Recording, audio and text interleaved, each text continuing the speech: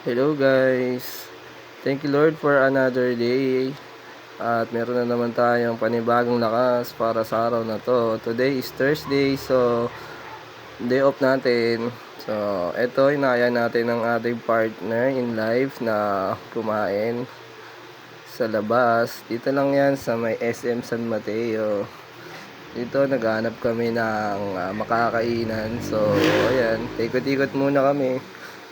Sabi ko, punta muna tayo ng department store, silipin natin yung bagong coffee bean doon. Ayan, umakyat sa second floor kasi hindi ko pa nakikita yung coffee bean doon. Ayan, hinahanap namin dyan yung coffee bean. So, hindi po tayo naka-duty ngayon ha. Day off po natin. Gusto ko lang makita yung store dito ng coffee bean sa department store. Ayan. At ayun na nga, nakita na namin siya. Nasa left side siya ng department store. So, hindi na tayo nagpakita doon dahil hindi natin kilala yung barista. So, ayan. Hanap na tayo ulit ng makakainan. At yon, nag-brown out sa SM. Pero bumalik din agad. Ayan. Medyo madilim pa sa mga tindahan. Ayan. So, hanap-hanap. KFC. Wag muna daw sa KFC. So, ayan. Nag-Jollibee na lang kami. So, ayan, order. Medyo mainit, kaya nagpunta rin kami dito sa mall para magpalamig.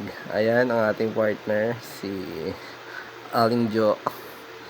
So, ayan, waiting for our order. So, lipat kami ng pwesto. Pangit yung pwesto doon, kitang-kita yung bit-bit kong extra rice. Makikita nyo, may dala akong extra rice dyan kasi dumaan ako sa karinderya kanina kasi mahal yung extra rice sa Jollibee eh.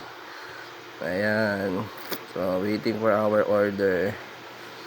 So, kwento-kwento muna. Kwento ng mga kalokohan. Ayan, waiting kami sa aming order. So, Thursday ngayon, naka-day off tayo. So, ayan, relax muna tayo. Wala tayong gagawin kundi kumain at may pagkwentuhan. Ayan. So, medyo natagalan yung order natin kahit walang tao yung Jollibee dito sa SM. Ewan ko, sabi ko kasi large part yung bigay sa amin chicken. Ayan, siguro niluto pa. Ayan na, kinuha ko na yung aking order. Yan. At hindi pala, mali pala yung order natin dyan. Kaso, yun, mali pala nung cashier. Walang coke float sa atin pero pinas niya yung coke float. Pero okay lang. Yan, cheat day ngayon eh. So, ayan, try muna. Yan, ayun, nakita nyo na may dala-dala akong kanin. Extra rice. Binili ko yan doon sa karinderya kanina, dinaanan namin. Kasi hindi pa kami dyan, nagbe-breakfast. 2:00 na yan. So, breakfast, lunch na yan, hanggang dinner. Diet kasi tayo, so ayan, 1 meal a day lang tayo.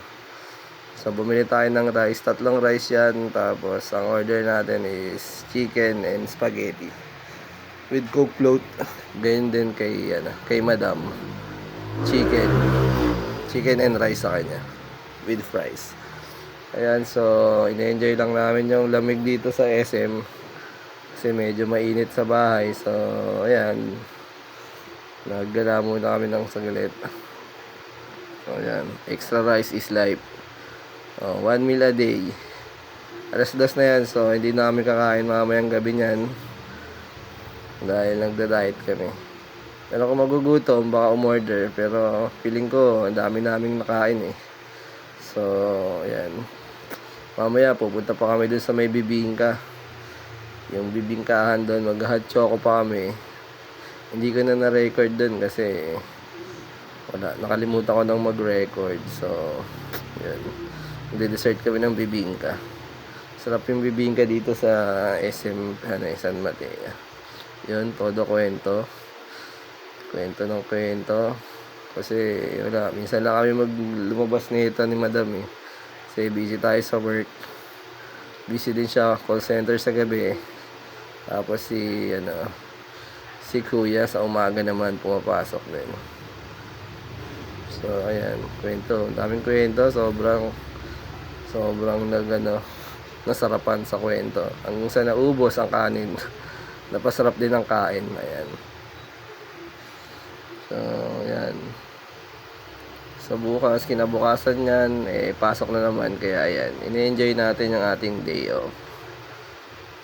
Palamig lang kami sandali dyan. Mamaya din, uuwi din kami kasi yun, makabukas yung tindahan. May tindahan pala kami guys, nagtitinda kami ng mga swimsuit, tsaka mga damit. Kung gusto nyo, yun, daan lang kayo dito sa may amin. May shop ako dito. At hindi ko mapiplex yung aking shop kasi yun, kulang sa videos. Ayan. Maya lang matatapos na tayong kumain and pupunta na tayo sa bibingka. At ayan. Yun, ang sarap ng bibingka. Yun. Thank you for watching.